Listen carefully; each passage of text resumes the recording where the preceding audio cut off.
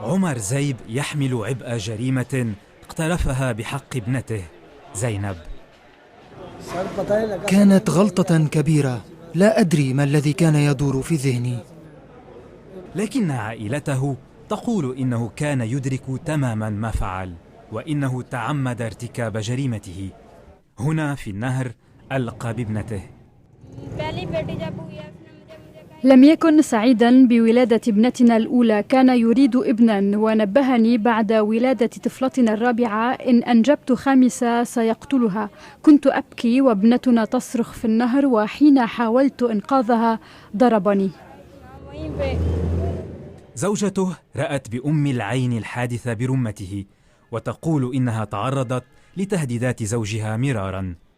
قتل الطفلات على أيدي الآباء لمجرد أنهن إناث لا يزال متفشيا في جنوب آسيا. المنظمات الحقوقية الباكستانية تتهم السلطات بعدم اتخاذ الإجراءات الحازمة والضرورية، ويبدو أن الشرطة هنا تغض الطرف عن فظاعة الجريمة.